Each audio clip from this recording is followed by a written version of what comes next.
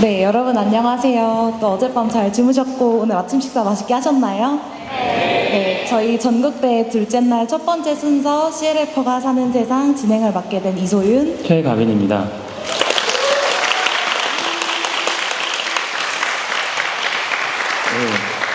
작년 이 시간에는 이제 공익과 이제 사회 참여 영역을 중심으로 이렇게 이야기를 김종철 변호사님, 김희원 자매님 이렇게 모시고 나눠봤는데요. 이제 올해는 이제 신앙인의 삶의 가장 기초가 되는 공동체에 대해서 이제 함께 생각해 보려고 합니다. 우리 모두는 이제 혼자로는 약해서 아무리 좋은 뜻을 갖고 의지를 가져도 공동체라는 토양이 없으면 이제 오래 견딜 수 없고 또 오래 가지 못하고 또 자기 중심성이나 자기 의에 빠지기 쉬운 것 같은데요. 네, 그래서 오늘 이 자리에 네 분을 모셨습니다. CLF 공동체를 처음 시작하시고 또 CLF 가치를 지켜오신 전재중 형제님, 그리고 개업 변호사로서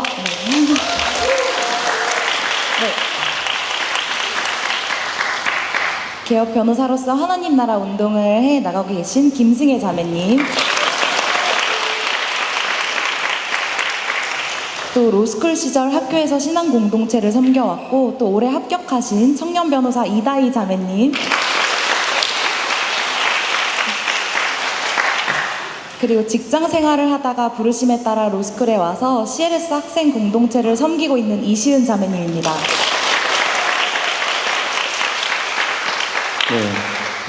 네 분의 이제 귀한 분들의 이야기를 통해서 하나님의 신실하심과 공동체의 의미에 대해서 함께 그려보는 시간이 되면 좋겠습니다. 네, 그럼 전재중 형제님부터 이제 먼저 이야기를 들어보려고 하는데요. 네, 간단히 자기소개 부탁드립니다. 이제 1분간 하라고 해서 1분에 맞춰서 소개하니까 그냥 양해하고죠. 제가 그 학교는 윤석열 뭐라 그래야 되나 보다 1년 선배니까 같이 아마 서초동에서 그냥 만나면 인사를 해야 되는 정도인데요. 예, 친하지는 않습니다.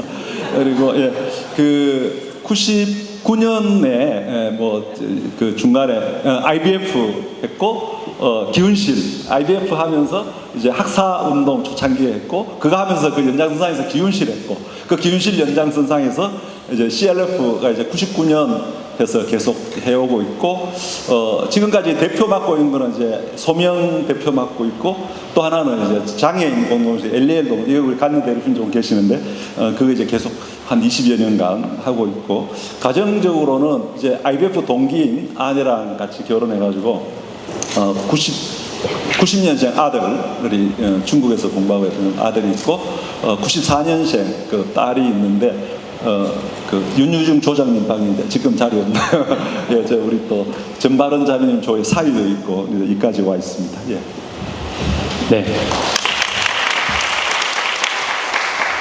감사합니다. 그 많이들 궁금해하실 것 같은 질문인데요. 이제 CLF가 CLF가 어떻게 시작되었는지. 난 소개 다 한 다음에 하는 줄 알았어. 네, 그리고 CLF가 시작될 당시 함께 했던 네. 그리고 CLF가 시작될 당시에 함께했던 분들은 어떤 분들이었는지 소개해 주실 수 있을까요? 예, 아마 이건 아마 오늘 처음 오시는 분이나 CLF 공동체 알고는 소개하라는 그런 취지 같습니다. 이거 제가 옛날 일 이야기 진짜 싫어하거든요.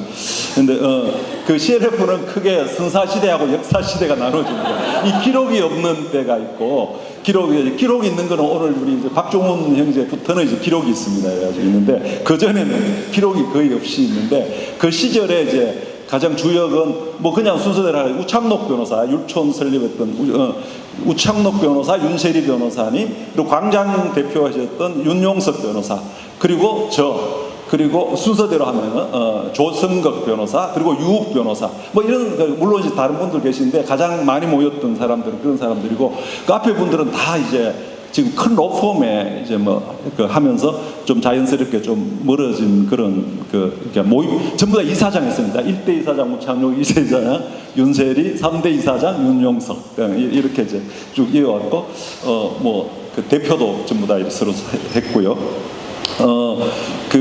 이제 어떻게 시작됐냐라는 건데 이제 기운실 당시에서는 법률가, 기독 법률가라, 이제 법률가 숫자가 적을 때지 않습니까? 그래서 기독 법률가가 모이는 데가 유일하게 기독교 윤리 실천운동이었습니다. 87년도 만드는데 거기에 이제 사람들이 뭐랄까 예배하는 그 애중에는 있었고 원래 예배 모임은 있었지만은 바깥에서 활동하는 크리스찬은 유일하게 이제 그 기독교 윤리 실천 운동안에만 있었거든요. 그래서 자연스럽게 그때 이제 제일 고민이 그때 이제 변호사직 자체가 이제 많지 않을 때인데 변호사 하는 분들은 주로 이제 미국 관련 일을 하고 이렇기 때문에 막 그때는 시차가 있으니까 새벽에 막 그 텔렉스라 그래 이게 막 아침에 와 있으면 그 처리하고 이런 건데 지금도 그 장면이 생각나는데 윤세리 변호사 이제 미국에서 금방 오셔가지고 막 그 해외 사건 많이 할 텐데 새벽에 가면은 자기는 월요일부터 주일날은 가면 교회 가면 좋은 사람인데 월요일부터는 뭔지 모르겠다. 그때 토요일까지 이랬잖아요. 그러니까 월요일부터 토요일까지는 자기는 뭔지 모르겠다. 다 공감하거든요. 우리는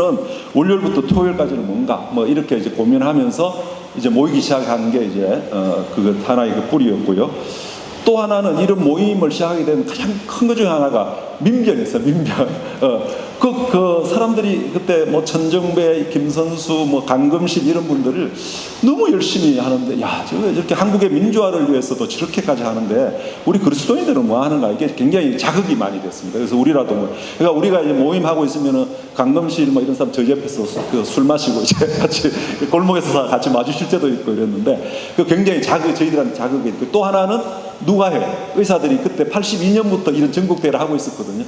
근데 이제 뭐 당연히 이제 우리도 저거 해야 되는 거 아닌가 이런 그 하면서 이제 이런 모임에 대해서 그 모임의 틀은 미국의 CLS라고 이제 한 뭐 그래도 한 3-4천 명 되는데 주로 이제 연세 드신 분들이 모이는 약간 보수적인 모임이 있는데 그 틀은 다 짜놨었어요. 거기서 그러니까 이런 성경적인 법학이 뭔가 그리고 크리스찬의 이런 책임이 사회적 책임이 뭔가 그리고 우리 변호사들의 윤리, 직업 윤리는 어떻게 되는가 또 법을 통해서 선교에 어떻게 동참하는가 이런 것에 대해서 나름대로 자료들이 다 있었거든요. 그래서 그런 내용들 이런 것들이 같이 어우러져가지고 99년도에 이렇게 발족을 했고 그때는 이제 그 모임들 다 있고 교회가 굉장히 성장할 때였지 않습니까? 그래서 우리가 따로 모이는 거는 아무래도 강조하는 게 사회적 책임에 대해서 우리 한국 교회가 그때 벌써 약간은 좀 교회는 성장에 이제 정점에 와 있었는데 너무 사회적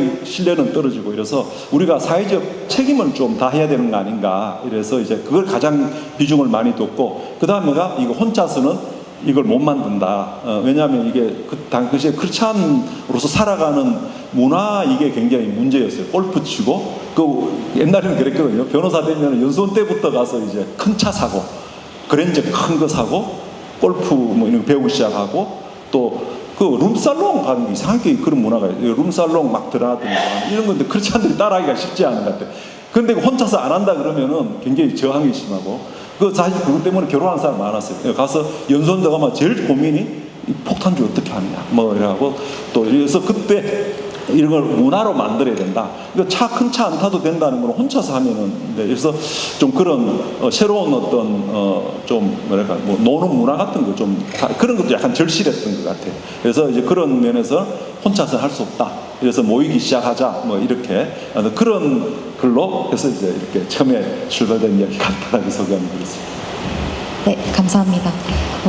사회 실천을 향한 기독 법률가로서의 그 발걸음을 떼셨는데 그 CLF 활동을 이제 어떤 이유에서 계속 해나가게 되셨는지 그리고 또 그 활동 중에서 솔직히 회의감이 있으셨던 적은 없으셨는지 또 그에 반해서 또 CLF 활동을 하시면서 성령의 역사를 분명하게 느꼈던 경험이 있으신지 궁금합니다.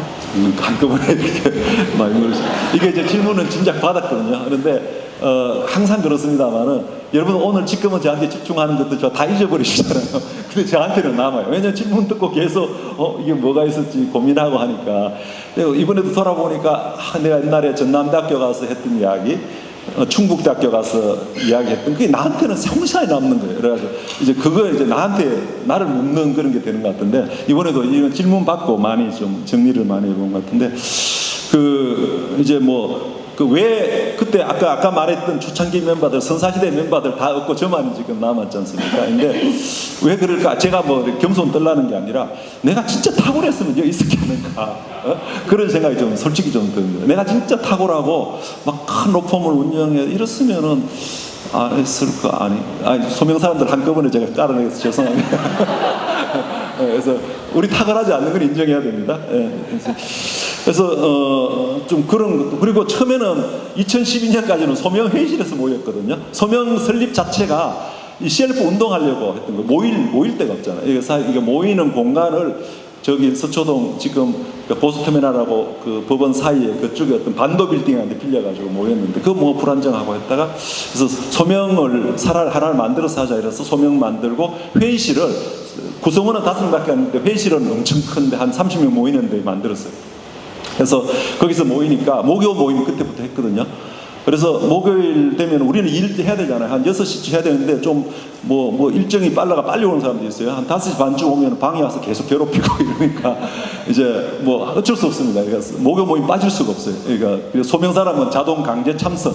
그러니까 이제 하고 그러니까 공간이 거기니까 음식 먹고 남은 거 이런 거 다 이제 정리를 하고 안 그러면 쥐 챙기고 해야 되니까 하니까 그래서 이런 일들을 맡으니까 이제 구조적으로 남아있게 된 것들 그런 면도 있는 것 같고요.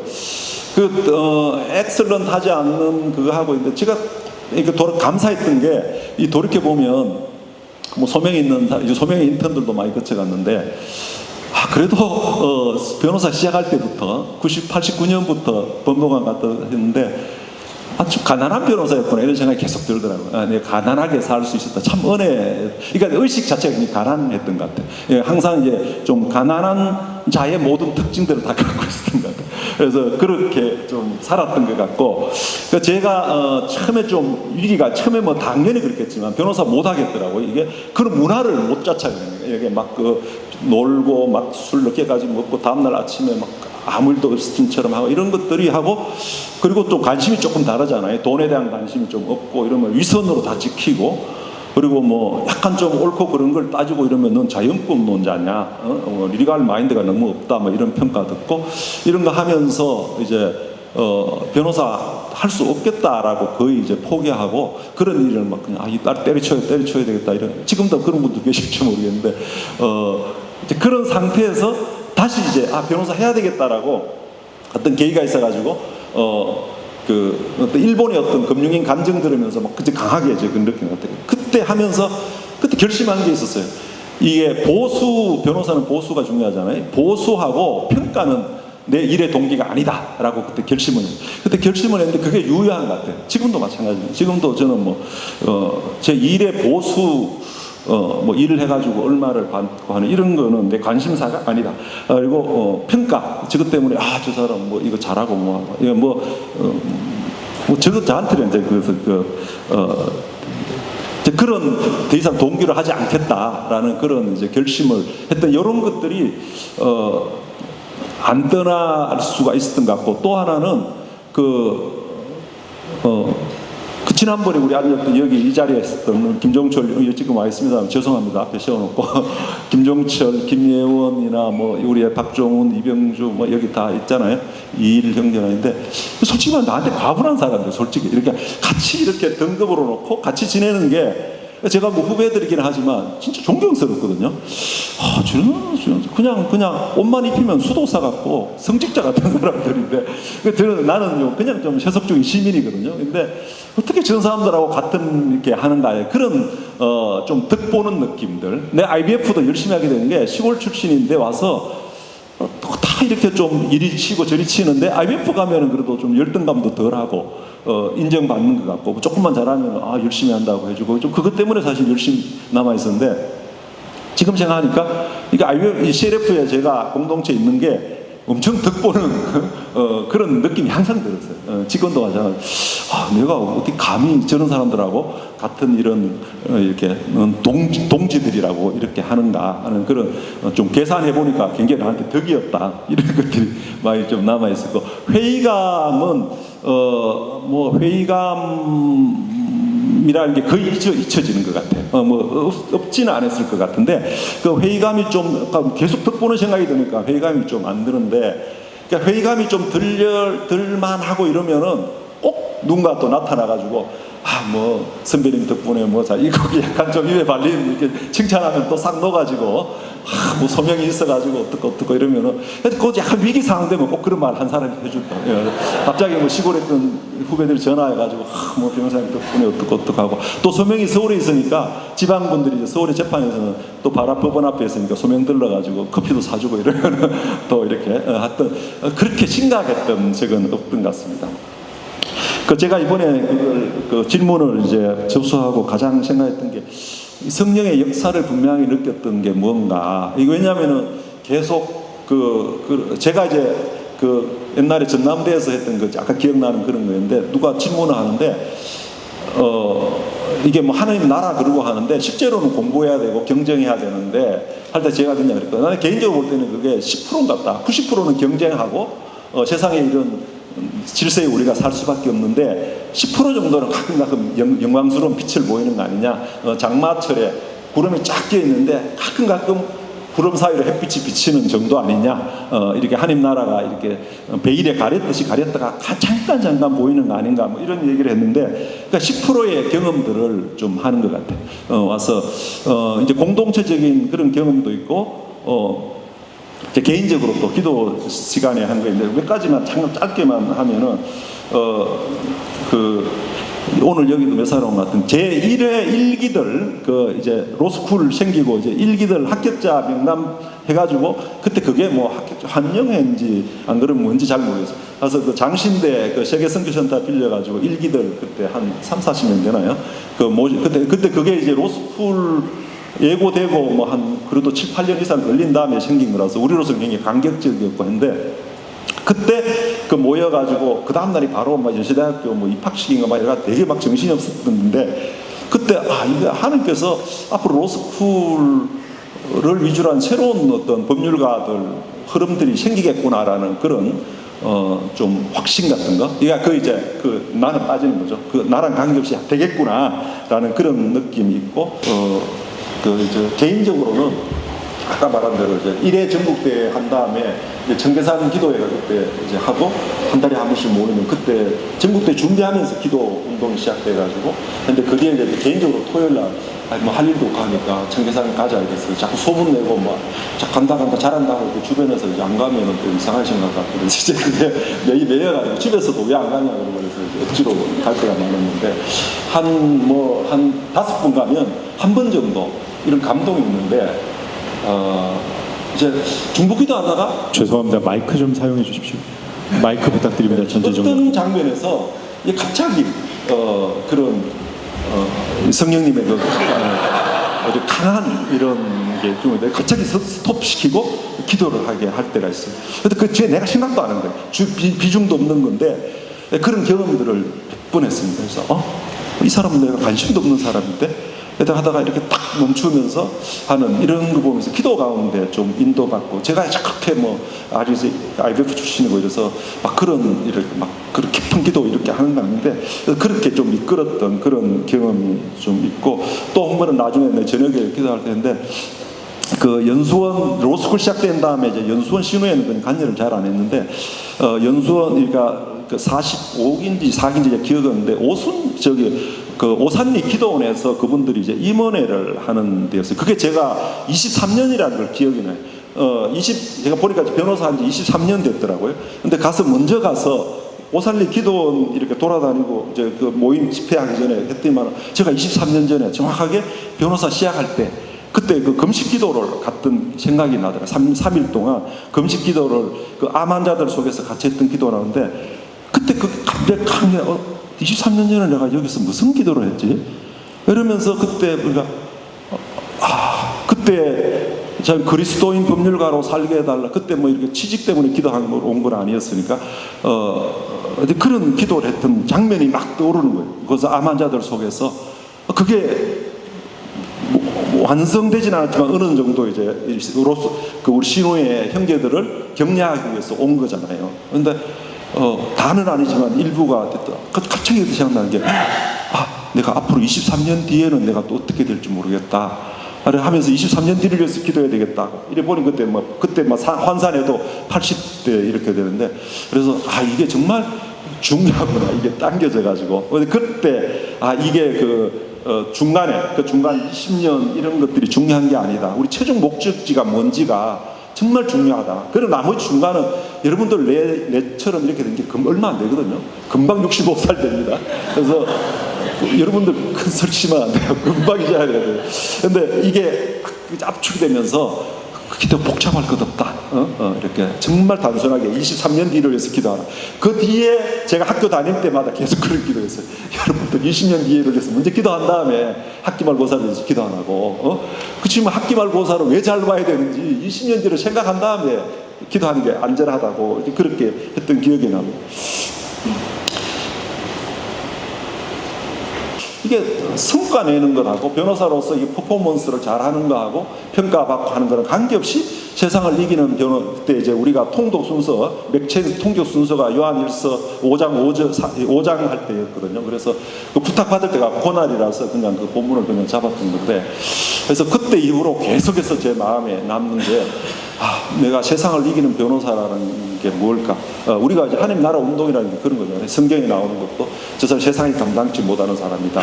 이런 거 할 때 어제 우리 말씀하는 것도 마찬가지고 이게 성과 내는 거에는 전혀 관계없이 우리가 아무것도 생산적인 일을 할 수 없을 때 그때 하나님께서 너희가 세상을 이긴 사람이라고 성경에 이렇게 기재해 주는 이런 거에 대해서 지금까지도 저를 순간순간 계속 그 생각해요. 이게 내가 지금 세상을 이기는 길로 가고 있는가, 안 그러면 세상을 따라가고 있는가, 이런 장면들이 계속 저한테 영향을 주고 있습니다. 네, 많은 그 가치에 대해서 이야기해 주셨는데요. 그 전에 CLF 공동체의 소중한 핵심 가치라고 하면 또 어떤 것들을 뽑으실 수 있을까요? 이거는 한데 제가 이제 신뢰하는 신학자라 이제 보네퍼가 이게 독일 분이기도 하고 굉장히 실천적인 분이에요. 그런데 특별하게 하는 게 아니라 그것도 다시 한번 확인을 받았습니다. 근데 보네퍼가 기독교 신학의 실체 그러면은 그 젊은 천재가 얘기한 거는 공동체하고 기도인 것 같아요. 이거는 실체적으로 하는 거예요. 그냥 보네퍼가 마지막 사형 집행 교수형 당하는 날 입회했던 난크리스찬 의사의 그것도 얼마나 정확한지 모르겠는데 남아있는데 그 사람의 기도 모습을 보고 되게 강조했다는데 그래서 보네퍼의 이런 가르침이나 이런 거에 대해서 많이 이제 생각하게 되고 CLF라고도 많이 연결되게 되고 몇 년 전부터 지금 많이 소명에서도 책 같이 나누고 이랬는데 나를 따르라는 책 있잖아요. 거기서 이제 부르심, 그러니까 세 가지를 이야기합니다. 하나는 부르심이고, 하나는 이제 공동체고, 세 번째는 이제 기도, 요거 세 개를 이제 보네퍼하고 하는데, 첫 번째 따라 나서는 것 같아요. CLF는 따라 나서는 운동이다. 그러니까 여기에 이제 우리가 그러니까 단적으로 말하면 CLF보다 더 훌륭한 사람은 CLF 있기 힘든 것 같아요. 그러니까 CLF 하는 게 너무 미진한 사람이 있거든요. 쟤들은 왜 항상 저래? 그러니까 CLF가 너무 지나치게 느끼는 사람이 있어요. 그래서 우리 처음에 이거 할 때 대법관 이런 장로님 때 교회 열심히 하고 세금 잘 내면 되지. 너희들 모여가 뭐 하겠다는 거냐 이렇게. 그러니까 그런 분들은 이제 CLF가 좀 지나치다고 생각하거든요. 그래서 요 부름에 맞는 사람들, 그러니까 저 같은 사람들이 CLF. 저는 제가 얘기했잖아요. 저기 있는 자체가 매일매일 듣고 오는 것 같은. 내가 어떻게, 내가 뭔데 저런 사람들하고 같은 부류로 평가가 되고 이렇게 하는 거 아닌데 너무 좋은 거예요. 행복하고. 저는 소명의 다른 변호사들 힘들지만 저는 아침에 소명 출근할 때마다 행복하거든요. 아침에 오면 저 사람들 또 만날 수 있고 죄송합니다. 일하는 분들은 입이 나와 있을지 모르겠는데 아침에 창곡처럼 걸어올 때마다 너무 신나는 거예요. 와서 소명 점심 때 기다려주고 같이 밥 먹는 거에 저한테 천국이고. 그런데 왜 그러냐, 나는 여기가 부르심이 맞는 것 같아요. 나 이거 더 이상 하라 그러면 못 하거든요. 근데 또 이것보다 더 듣게 하라 그래도 못 하는데 이게 부르심. 그래서 제가 정의를 하기 싫어요. CLF는 이게 부르심이다. 하향성이라는 말도 우리가 만드는 말 아닙니다. 하다 보니까 이제 그러니까 실력 없고 하다 보면 하향성으로 표현하면 좋잖아요. 그래서 이제 그러니까 하향성이라고 말해주면 감사하지만은 그냥 그렇게 살았던 거고. 그래서 이게 부르심에 맞는 사람들끼리 모이는 거다. 그래서 우리가 여기에 참여하는 사람을 절대로 뭐라 그러면 안 될 것 같아요. 그분들은 주로 대부분은 우리보다 더 영성이 뛰어난 사람들이어서 이게 좀 양이 안 차고 기도 범위가 훨씬 더 넓은 사람들, 이런 분들이 이제 여기에 있기 힘들 수도 있고, 또 그냥 그냥 주일 교회 정도 하고 세금 잘 내겠다 뭐 이 정도로만 하겠다는 사람들도 또 그 길 가시면 될 것 같아요. 그다음에 두 번째는 이 공동체인데 저는 바깥이 먹는 게 참 중요한 것 같아요. 여러분들만 길게 얘기할 것 같아요. 소명의 영성은 점심시간이 있다고 생각하거든요. 그래서 우리가 고객들하고 안 만나고 바깥이 먹자고 하고 있잖아요. 처음부터 계속 지키고 있는데, 이 바깥이 제가 옛날에 인하대학교 방문하고 할 때도 그때 이제 들은 다음에 공동체 다른 거 아니고 너희들 다른 사람하고 먹지 말고 이 멤버들끼리 밥을 먹어라. 사람이 누구랑 밥 먹는지 보면은 그 사람이 안다. 그래서 나는 그래서 이렇게 뭐 우리 가빈 형제 통나무빵 막 계약하고 바깥이 먹는 걸 무조건 권장하고 싶어. 바깥이 먹는 그게 우리 공동체. 그것 중에 하나, 큰 것 중에 하나가 저한테 영향을 실질적으로 살아있는 사람들 중에서 주변 사람들이 영향을 준 사람이 벤토레이가 아니라 아츠 토레이 신부님하고 손봉호 장로, 그러니까 둘 다 나랑 교파도 같이 해본 적이 없는 분인데, 토레이 신부님 예수원의 그거는 공동체, 경제적 공동체. 그러니까 경제적 공동체 같이 하지 않고 공동체 이야기하는 건 다 허구다라는 그런 거 저는 맞구나. 몸을 따뜻하게 하라 그래 놓고 돌아서서 같이 예배 드리지만은 뭐 사랑합니다 그러죠. 뭐 이 사람이 무슨 문제인지도 모르고 공동체란 붙이면 안 된다. 그 말을 제가 받아들였어요. 근데 우리가 도시 살면서 이런 예수원 같은 거기는 자기 사유재산이 있으면 회원이 못 되거든요. 근데 그거 불가능하잖아요. 근데 그걸 이제 대신할 수 있는 게 바깥이 먹는 것 같아요. 바깥이 먹거나, 그 다음 조금 더 나가면 같이 로펌 같이, 사무실 같이 하는 거. 그래서 저도 이제 이 소명이 사실상 굉장히 교회보다 더 교회다라는 생각이 들어요. 왜냐면 바깥이 먹지? 돈 같이 쓰죠. 이런 거는. 그래서 북경을 위해서 기도할 때도 북경에 좀 어떤 형태로든 간에 굉장히 제한됐지만 이런 경제적인 공동체가 하나 생겼으면 바깥이 먹는 거. 조금 더 나가면은 이렇게 사무실 같이 하는 거. 이게 굉장히 핵심적이라는 생각이 들고요. 세 번째로 역시 좀 우리한테는 좀 특별하게 하나님께서 좀 지금까지 한 기도 운동인 것 같습니다. 그래서 우리가 제일 1회 전국대회 할 때 청계산에서 우리 이일 형제, 뭐 태우는 형제 이런 사람들 같이 기도, 그때 뭐 이게 비닐 하우스 그런 데서 해가지고 이제 지금까지 이어지고 있는데, 전문인 운동 중에서는 기도 시간의 비중이 좀 높은 데 같아요. 그거는 비중이 높은 건 우리가 다른 사역을 적게 하니까 비중이 높을 수밖에 없는데, 이게 전체 사역 중에서 기도 비중이 굉장히 높은 거 옆에 다른 단체들도 되게 좀 격려를 합니다. CLF의 어떤 그런 좋은 전통 같다고. 근데 우리가 여기에 좀 우리 리더십이 그게 없잖아요. 뭐 말은 대표라 그러지만 실제로 이제 리더 그냥 자발적으로 알아서 하고, 우리 한 번도 교리 다툼은 없었어요. 이거 온갖 사람들 다 있지만은 뭐 예정론이 어떻고 뭐 이런 식의 그런 분쟁, 우리끼리 논의도 한 번도 안 하고 참 잘 이렇게 지금까지 그런 뭐 적어도 교리 분쟁이나 이런 거 전혀 없이 잘 넘어갔던 건데, 역시 이런 좀 같이 기도하는 시간이, 그러니까 뭐 방언으로 기도하는 사람도 있고, 뭐 우리 서동근 형제 같이 예수원에서 침묵 기도를 하더라고요. 근데 같이 기도하는데 조용하게 침묵하는 우리는 불안해가지고 침묵하면 불안하잖아요. 그런데 또 그런 전통을 있는 사람도 있더라고요. 그래서 이런 기도 이걸 계속 좀 이어가는 것, 요거 세 가지가 좀 우리가 지켜야 될 가치가 있죠. 소소한 질문인데요. 요즘 주로 어떤 생각을 하면서 지내시는지, 또 아니면 개인적인 앞으로의 소망이 있다면 말씀해 주시면 감사하겠습니다. 앞으로의 소망 또는 뭐 요즘 어떤 생각을 주로 하시는지. 요즘은 뭐 이번에 우리 11조 분들도 있어요.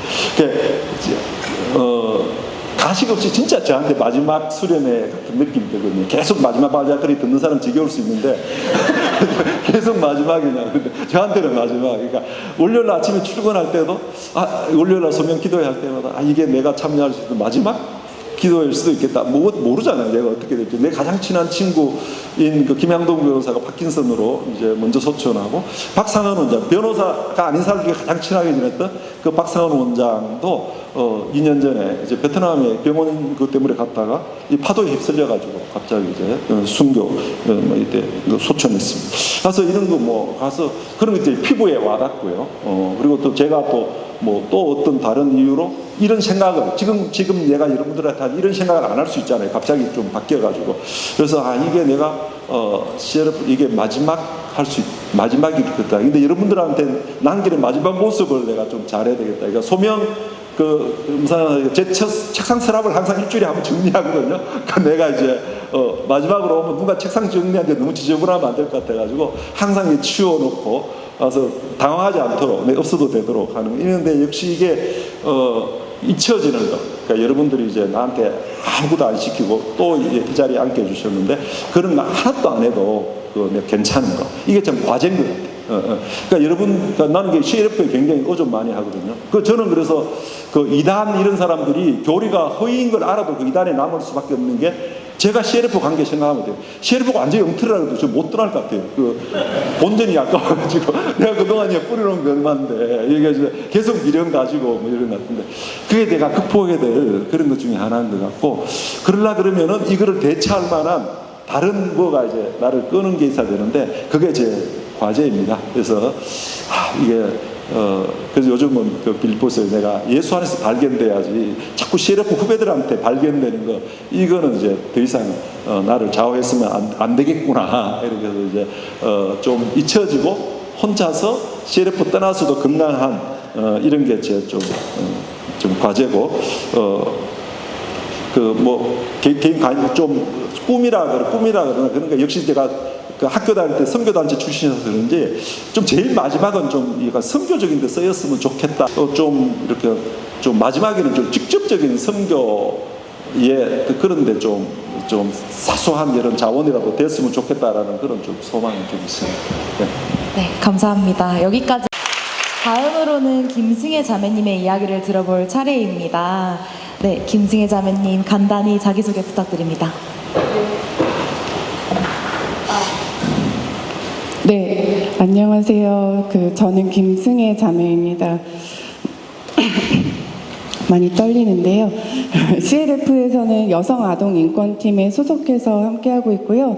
그다음에 이 연두색 옷을 입은 것처럼 전국대회에서는 이제 자녀팀 어린이 캠프를 함께하고 있습니다. 저는 충북대 2기를 졸업했고 현재 법무법인 에셀에서 송무를 맡고 있는 어느덧 10년 차가 된 변호사입니다. 법무법인 에셀은 이제 기독법률가의 멤버들이 모여서 CLF에서 이야기한 것을 같이 공동체로 실천해 보자라고 해서 모여서 만든 곳이고요. 지금까지 저희 주님의 은혜를 구하면서 이제 밥 같이 먹고 돈 같이 쓰면서 함께 노력해가는 공동체입니다. 저는 지금 그곳에서 우리 에셀의 오빠들과 동생들에게 사랑 듬뿍 받으면서 일하고 있습니다. 그리고 9살 아들, 5살 딸의 엄마이고요. 사랑하고 존경하는 배우자인 1조 조장 배정호 형제와 함께 가정을 이루고 살고 있습니다. 네, 제가 자기 얘기할 거 알고 있어요. 정호 형제랑 어떻게 만나는지 지금까지 물어보시는 분들 계시는데 제가 2013년도에 변호사 시험 마치고 CLF에서 전무후무하게 모교 모임에서 마니또를 한 적이 있습니다. 그때 저랑 정호 형제를 답답히 여기시던 주님께서 이제 마니또를 통해서 역사를 하셔서 서로가 서로를 뽑게 하셨습니다. 그래가지고 이제 결혼에 이르게 된 자매입니다.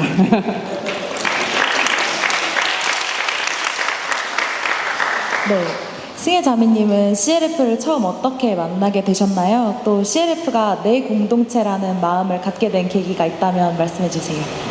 네, 처음 CLF를 만나게 된 거는 우리가 법률가로서의 삶을 살아가게 된 삶의 여정은 어떤 분은 참 어려서부터 이제 법률가가 되기를 소망하시면서 여기에 이른 분도 계실 거고 또 어떤 분은 이제 삶의 여정에서 한 발 한 발 인도하심을 따르다 보니까 법률가에 이르신 분도 있으실 거라고 생각합니다. 저는 후자의 경우인데요. 저는 원래 심리학을 전공을 했었습니다. 그래서 그 이유는 제가 아동이나 정신장애인, 학대 피해자들 등의 건강한 삶을 회복하는 것에 관심이 있었습니다. 그런 취지로 저는 이제 심리학 대학원 졸업하고 심리학자로서 이제 법무부에서 진행하는 연구에 참여를 하게 됐었습니다.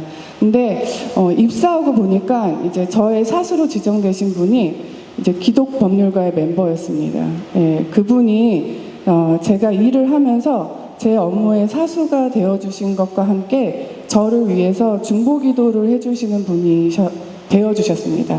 그래서 제가 당시에 어떤 마음으로 그때 길을 걷고 있는지 잘 이제 또 아시는 분이셨는데요. 저를 위해서 기도하시면서 저한테 사람들의 마음을 치료하는 것과 함께 법률 구조와 제도 개선을 통해서 사람들한테 안전한 사회를 만들어가는데 함께 하자고 저한테 제안을 하시더라고요. 근데 막 와닿지는 않았습니다. 그래서 저는 막 그 기도에 흔들림은 그닥 없었습니다. 그래서 법률가의 길이 막 굳이 막 가고 싶지는 않았었던 상태였는데, 근데 그분께서는 제가 그러든 말든 계속 기도하시면서 권면하셨습니다. 그러면서 어느 날 저한테 꼭 가야 될 곳이 있다라고 하면서 어디를 데려가시더라고요. 그때 이제 제가 간 곳이 우리 기독법률가회가 이제 대학교 강의실을 빌려서 뭐 초청 예배 같은 거였던 것 같아요. 예배를 드렸는데 거기를 저를 데려가셨습니다.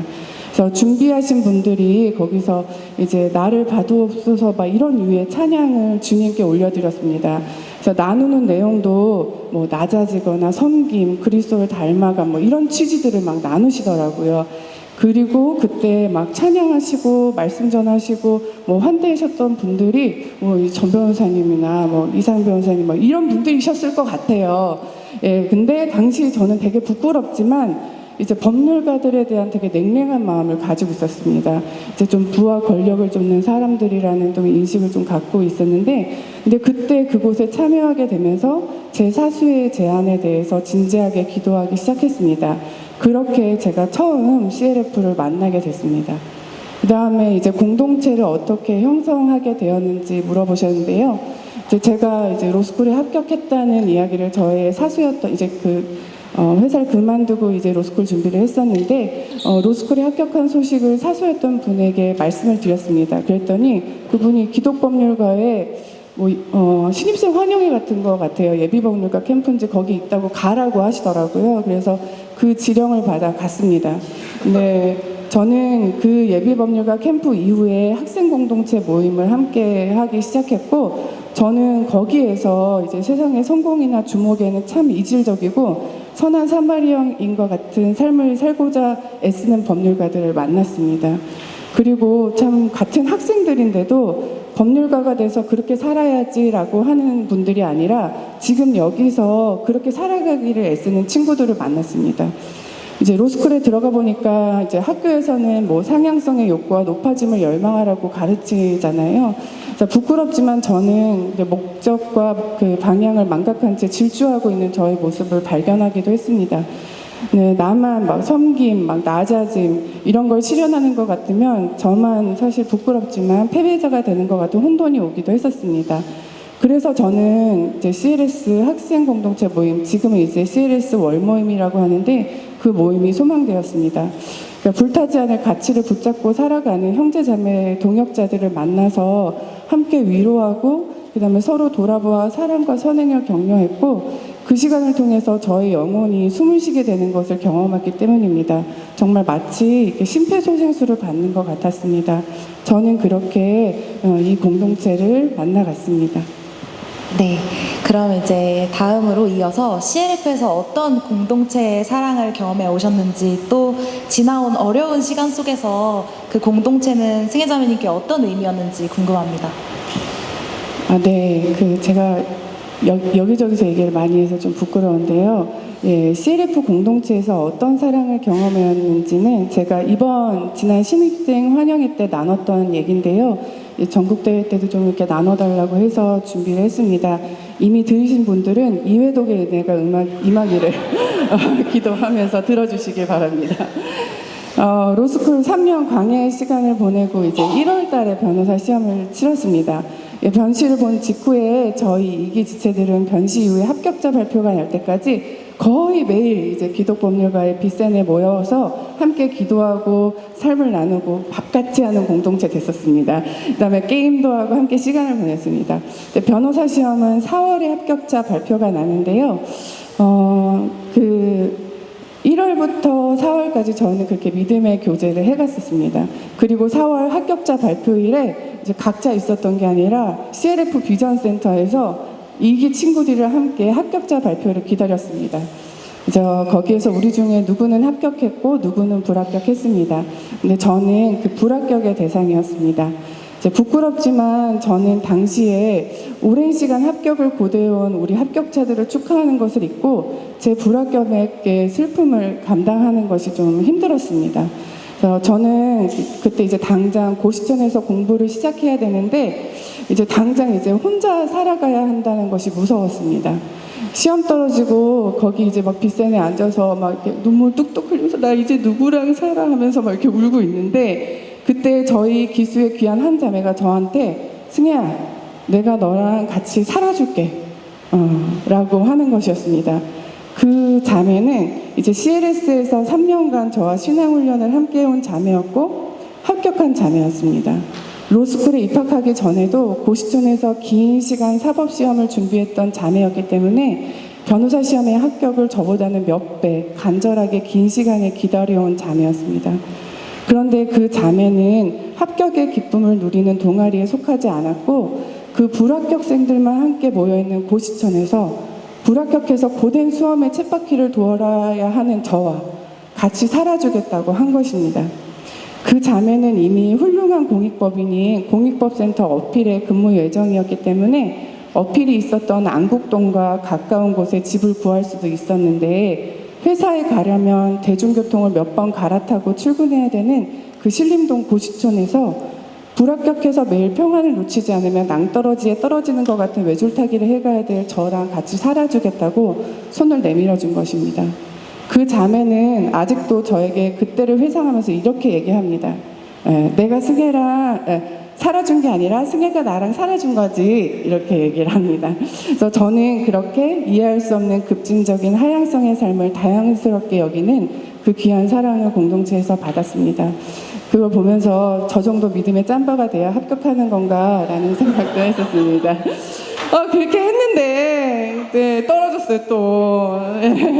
근데 그때 너무 슬펐거든요. 근데 진짜 제가 그때 슬픔의 명을 못 내민 게 또 저랑 CLS에서 이제 소중하게 우정을 나누고 제가 참 존경에 맞이하는 친구도 시험에 떨어졌습니다. 근데 그 형제였는데 그 형제는 이제 군입대 나이 제한상 이번에 변시에 떨어지면 바로 재수를 하지를 못하고 군입대를 해야 됐습니다. 저는 그때까지 공부한 것을 자산 삼아서 계속 공부라도 할 수 있는데요. 그 친구는 군대 다녀오면 사실상 로스쿨 생활한 거 다 이제 백지로 되돌려진 상태에서 이제 새로 공부를 해야 됐습니다. 근데 그 친구가 변시 떨어지고 군대 입대하기 전 그 귀한 시간에 저한테 예수원을 가자고 하더라고요. 그리고 예수원 가라고 권면하신 분입니다. 그래서 우리가 알고 있듯이 이제 예수원은 중보기도 공동체잖아요. 그래서 저는 당시의 상황상 사실 중보기도보다는 제 슬픔에 대한 기도를 하고 싶을 거잖아요. 근데 저보다도 더 고된 상황에 있는 그 친구랑 같이 중보기도 공동체에 간 거예요. 그래서 저는 이어서 시험 준비라도 할 수 있지, 이러 어쩌나 이렇게 하면서 얘 위해서 기도해야 되나 막 이러면서 이렇게 갔습니다. 근데 예수원은 이제 다 아시다시피 중보기도도 하고 기도가 노동이고 노동이 기도이기도 한 그런 공동체입니다. 그래서 저희 둘은 그 추운 겨울 강원도 태백 예수원에 가서 예수원 그 지붕 만드는 노동을 했습니다. 예수원 지붕이 이제 그 재질을 정확하게 설명을 들었는데 약간 집 같은 거예요. 기억이 안 나는데 그걸로 이제 지붕을 만들었는데요. 그거를 이제 정기적으로 갈아줘야 된다고 합니다. 그 친구와 함께 예수원에서 이렇게 빌려준 거기는 이렇게 긴 바지를 입어야 돼서 몸빼 바지를 빌려주거든요. 둘이서 이렇게 세트로 몸빼 바지를 입고 예수원 지붕을 만들고 있는데 제가 당면한 슬픔이 그렇게 하찮을 수가 없더라고요. 그래서 그거는 제가 그 친구보다 좀 더 나은 상황이어서가 아니었습니다. 그 친구를 보면서 들었던 저의 마음은 그 형제의 인생이 시험에 떨어지고 재수도 못하고 군대 가야 하는 것이 근데 이 순간이 너무나도 복되다는 것이었습니다. 그리고 앞으로 주님께서 그 형제를 신실하게 인도하실 것에 대한 확고한 믿음이 있었습니다. 그거는 제가 막 억지로 짜낸 믿음이 아니라 그 지난 3년간 그 CLS 학생 공동체에서 함께 활동하면서 그 친구가 저를 포함해서 다른 지체들을 귀하게 섬기는 모습들을 봤고 그리고 그 친구가 예수 그리스도를 주로 인정하고 사는 삶을 함께 경험했기 때문입니다. 그래서 제가 예수님은 그 형제의 삶을 선하게 신실하게 인도하셨고 그 형제의 삶은 그때도 여전히 선한 인도하심에 있다는 것이 구체적인 사실의 적시였습니다.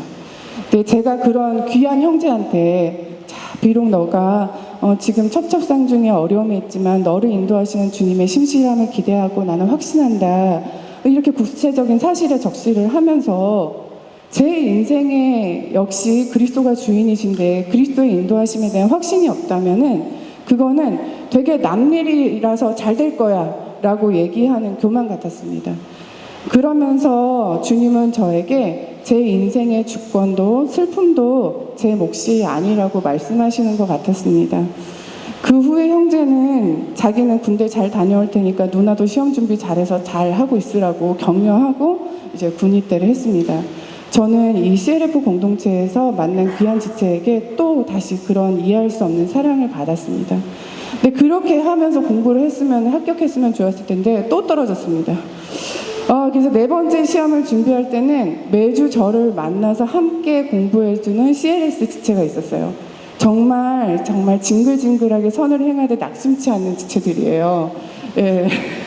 그래서 3번째 시험에 떨어져가지고 되게 사실 황망해하고 있는데 그 시험에 합격한 CLS 후배가 이제 계속 떨어지니까 이 후배들이 합격하잖아요.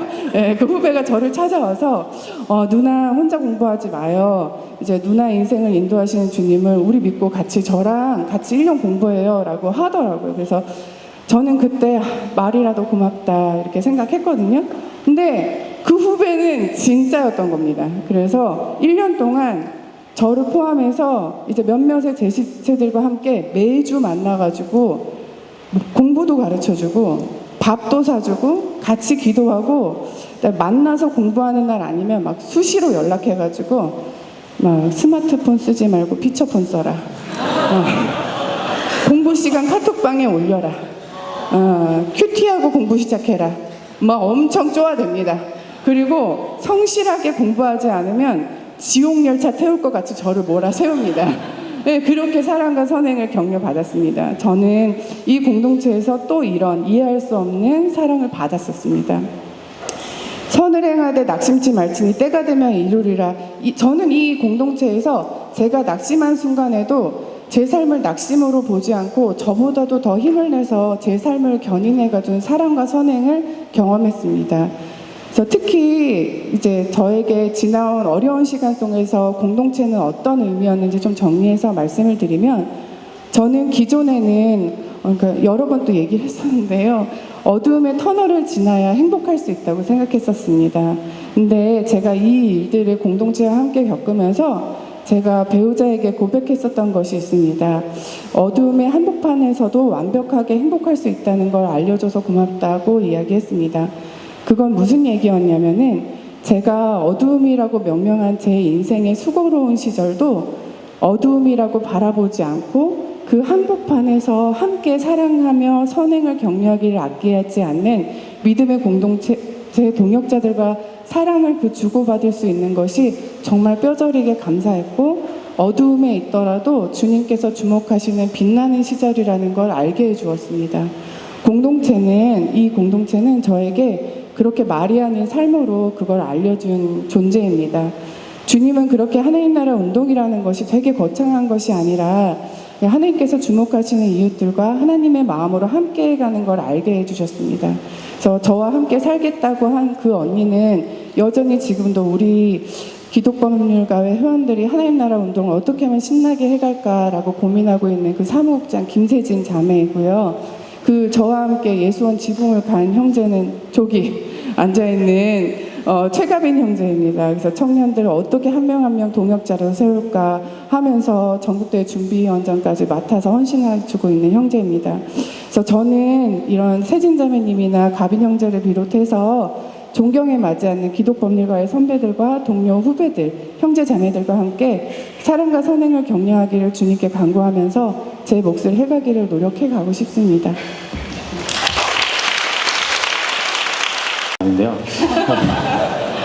승혜자매님 사실 이제 개업 변호사이면서도 또 하나님 나라 운동을 해 나가는 것 또 특히 미성년 후견 관련 활동을 정말 헌신적으로 해나가는 것을 제가 지켜보면서 왜 저렇게 열심히 하나. 예.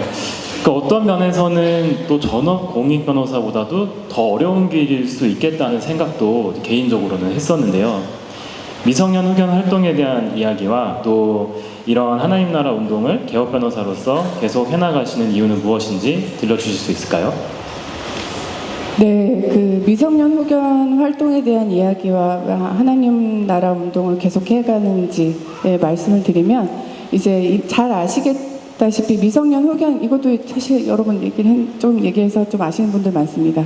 그래서 미성년 후견인은 미성년자에게 보호자가 없거나 이제 없는 것과 마찬가지인 경우, 차라리 없는 게 나은 경우, 이제 법원은 아이들의 친권자들의 친권을 제한하고 아이들의 법정 대리인으로 전문가 후견인을 지정합니다. 저는 지금에는 이제 몇 명의 아이들의 미성년 후견인인데요. 이제 우리 아이들을 만나고 함께 온 이야기는 제가 부분 이렇게 여러 번 나눠 써서 여러 번 들은 분들도 계실 것 같아서 약간 민망합니다. 근데 어떻게 처음 미성년 후견을 시작하게 됐냐고들 많이 질문하시는데요. 사실 그냥 홀린 듯이 시작했습니다. 그래서 판사님이 저한테 전화를 주셨어요. 그래서 안녕하세요, 땡땡 법원 판사 뿅뿅뿅입니다. 이렇게 전화가 온 거예요. 근데 알다시피 판사님이 자기 이름까지 밝히면서 직접 변호사한테 전화를 주시는 거는 아시죠? 제가 아주 큰 실수를 했거나 아니면 아주 어려운 부탁을 할 때입니다. 그래서 저는 경건한 마음으로 반갑게 인사를 나눴습니다. 그래서 미성년 후견 사건에서 아이를 사건 본인이라고 하는데요. 그래서 사건 본인은 친권이 상실이 된 상태입니다. 그래서 보호자가 필요했고, 그다음에 소재 불명 상태여서 저는 사건 본인을 소재 파악부터 시작해야 되는 상황이었습니다. 저보고 그 아이의 후견인이 되어달라고 하셨습니다. 저는 판사님의 전화를 받고 이제 무언가에 홀린 듯이 저에게 기회 주셔서 감사합니다. 아이와 잘 지내보겠습니다. 라고 답변을 해버렸습니다. 그래서 그 무언가에 홀린 듯이라는 것을 좀 더 구체적으로 설명드리면 이제 성령의 이끌리어였을 것 같습니다. 근데 저는 그때 성령의 이끌리어라고 표현은 하지만 막 그때 당시 제 막 얼굴에 빛이 나거나 막 부르심으로 마음이 뜨겁고 그랬다기보다는 그냥 제 의지가 개입되지 않은 불가항력의 이끌리어 정도인 것 같습니다. 그리고 아이와 같이 지내면서 많은 부모님들께서 자녀들과 그러하듯이 저는 우리 사건 본인과 지독한 사춘기를 넘겼습니다. 그래서 사건 본인의 비행을 보다 못해서 정말 주님께 우리 아이를 올려드리는 마음으로 이제 수사기관에 우리 아이를 우범소년으로 송치해달라고 하기도 했습니다. 그다음에 여기 계신 모든 변호사님들께서 그러하시듯이 저는 우리 사건 본인을 괴롭힌 사람들로부터 우리 아이가 보호가 필요할 때 미천한 저를 도구 삼아주셔서 주님께서 우리 아이에게 안전한 울타리를 쳐주셨습니다. 긴 시간 이어져 온 우리 아이의 비행은 되게 끝나지 않을 것 같았는데 끝났습니다. 그래서 집도 나가지도 않고 모범소년으로 선정되기도 했습니다. 자립지원을 받아서 장기 전세 주택으로 이사도 갔습니다. 그래서 바리스타 교육을 받아서 바리스타 자격증도 땄습니다. 그리고 검정고시에도 합격하고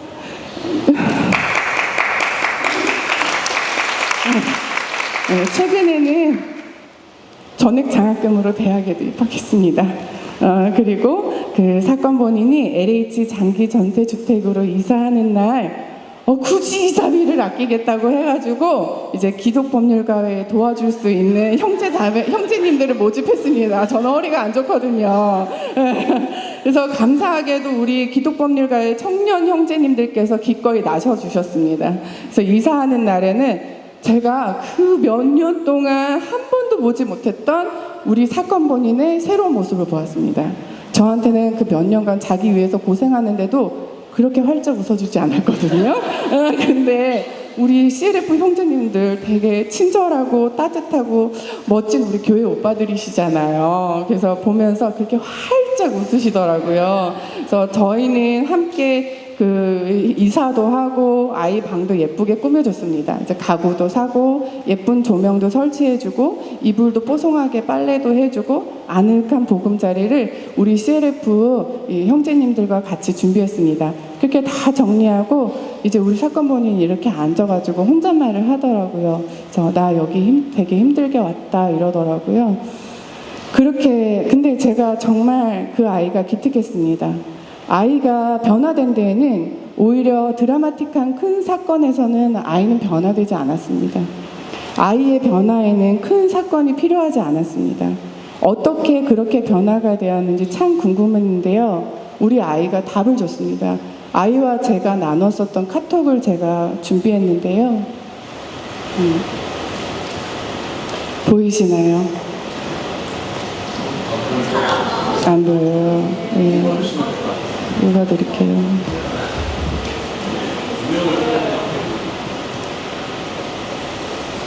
제가 아이한테 뭐 이러이런 저런 얘기 하다가 정말 기특해. 난 우리 땡땡이가 정말 자랑스러워. 이렇게 보냈어요. 그랬더니 그 친구가 저한테 정말 과찬이십니다. 그래요. 그래서 제가 어려운 일 많았는데 잘 커져서 고맙다. 그랬습니다. 그랬더니 우리 아이가 저한테 포기하지 않고 끝까지 잡아주셔서 감사해요. 라고 하더라고요. 그래서 제가 그 아이한테 오늘 나 울리기로 작정했어? 라고 보낸 문자입니다. 그래서 이제 불 켜주셔도 됩니다. 그래서 제가 아이를 포기하지 않고 끝까지 잡아줄 수 있었던 것은 사실 저의 능력은 아닙니다. 저는 앞에서 말씀드린 것 같이 우리 기독법률가에서 세상에 주목하는 사람들이 아닌 하나님이 주목하는 사람들, 즉 고아와 과부, 이방인과 장애인 등 주님께서 우리를 통해서 손을 잡아주지 않으면 일어서기가 어려운 이웃들을 주목하면서 자신의 삶을 바쳐 살아온 선배, 동료, 후배들을 곁에서 생생히 보면서 저는 그렇게 법률가의 꿈을 키워왔습니다. 뭐 합격을 하고도 불합격의 동아리에 속해서 함께 살겠다고 하는 지체나 무의미한 것 같아 보여도 한 영혼을 천하보다 귀하게 여기면서 전국 로스쿨을 다니면서 학생들 만나서 밥 사주고 이야기 들어주고 기도해 주느라고 전국 누비는 지체들, 그다음에 방화 살인 사건으로 희생된 쪽방살이 피해자들을 위해서 내달려 가시는 분들, 순식간에 바닷속으로 자식을 잃은 부모들을 위해서 이가 빠지도록 소진하면서 자신의 삶을 내어주신 분들, 믿었던 목회자에게 성폭력을 당한 피해자들을 위해서 그 피해의 고통을 신원해 주어서 승소 판결을 받으셨고도 그 피해자들의 아픔을 헤아리시면서 지금까지도 저한테 판결문을 보여주시지 못하시는 분들, 우리 귀한 어필의 형제자매님들, 바쁜 업무 시간 중에서도 매주 2번씩 수년간 중보기도를 해오시는 지체들, 그리고 본인이 속한 조직에서 자신의 위치가 위태해질 수 있는 것을 감내하면서도 누가 알아주든 말든 주님의 마음을 헤아리면서 판결을 해온 지체들도 여기 안에 다 있습니다. 이렇게 빛도 없이 이름도 없이 누가 알아주든 말든 주님께서 주목하시는 이웃들과 함께해가는 위대한 CLF 동역자들의 이름을 떠올리면은 저는 심령이 웅장해집니다. 그래서 저에게는 바로 여러분들이, 이 분들이 예수님을 생각나게 하는 위대한 동역자들입니다. 네, 그분들의 삶을 보면서 자라왔기 때문에 저도 우리 아이가 저한테 찾아왔을 때 함께 하겠다는 용기가 났던 것 같습니다.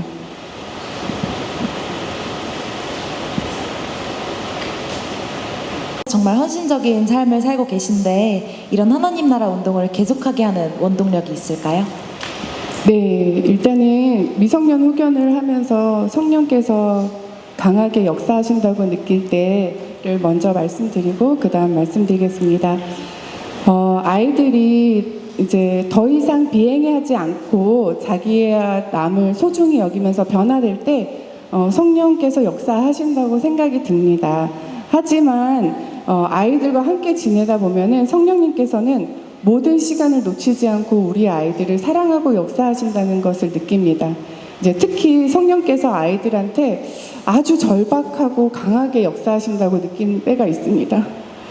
제가 이제 미성년 후견인으로 지정된 아이들의 얘기인데요. 10살의 꼬마 아이가 5살의 동생의 보호자가 됐습니다. 이제 부모는 다 친권이 없어진 상태죠. 그래서 10살의 꼬마가 5살 동생의 보호자가 돼서 자기 머리도 스스로 빗기 어려운 그 나이에 작은 그 손으로 5살 동생 머리도 빗겨주고 동생 젓가락질도 가르쳐주고 밥도 먹여주는 그때, 그리고 너무 어린 나이인데 아이가 부모가 스스로 목숨을 끊는 현장을 홀로 목격하고 그 다음을 감당하고 해야 될 그때, 그다음에 성령님 외에는 우리 아이들을 돌볼 존재가 없는 그때 성령께서는 아주 절박하고 강하게 그의 강한 팔로 우리 아이들을 끌어안아 보호하셨다는 생각이 듭니다. 우리 아이들을 보면은 지금의 일상이 성령의 강권적인 보호하심 아래에 펼쳐진 기적의 순간들이라는 것이 전해집니다. 그래서 하나님 나라 운동을 계속하게 하는 원동력은 이제 제가 아까 말씀드린 것처럼 그 사건 본인을 만난 다음에 법원이 아닌 다른 기관을 통해서 또 다른 아이들의 후견인이 되어달라는 요청이 왔었습니다. 기도하면서 이제 저와 이제 사무국장인 세진원 자매님이 그 아이들을 영접하기로 했습니다. 네, 이번에는 법원에서 저희를 미성년 후견인으로 지정을 하는 게 아니라 저희들이 법원에 이 아이들의 후견인으로 지정해달라고 설득을 해야 되는 거였습니다. 법원에 저희들을 후견인으로 지정해달라고 하면서 저희를 소개한 문구입니다. 청구인 김세진, 김승혜는 기독법률가의 회원이며 기독법률가의 산하 여성위원회 활동을 하고 있습니다. 기독법률가의 여성위원회는 고아와 과부를 돌보라는 그리스도의 가르침에 따라 법률가로서 가정이 없는 고아와 건강하고 안전한 보호자를 맺어주는 제도인 미성년 후견 업무를 하고 있습니다. 라고 했습니다. 한번 미성년 후견인이 되면 아이가 성년이 될 때까지 길면 10몇 년간 후견을 해야 합니다. 제가 이렇게 자신 있게 저와 우리 기독법률가회를 소개하면서 저와 세진자매님을 후견인으로 지정해 달라고 청구한 이유는 사실 간단했습니다. 저는 이 공동체에서 10수년간 기독법률가회 선배, 동료, 후배들의 존경스러운 믿음의 삶을 보았습니다. 저는 제가 아무리 어긋나고 싶어도 이 공동체가 저를 가만두지 않고 서로 기도하면서 믿음으로 견인해 갈 것을 믿습니다. 그래서 지금까지도 그래왔듯이 앞으로도 우리 기독법률가회가 하나님께서 주목하시는 사람들과 함께 하나님 나라를 살기를 기도하면서 주님께서 저에게도 분깃을 감당해 갈 기회를 주시기를 기도하면서 주님께서 사용하시겠다고 부르실 때 또 자연스럽게 또 주님께 쓰임받기를 소망하면서 기도하고 있습니다. 네, 감사합니다.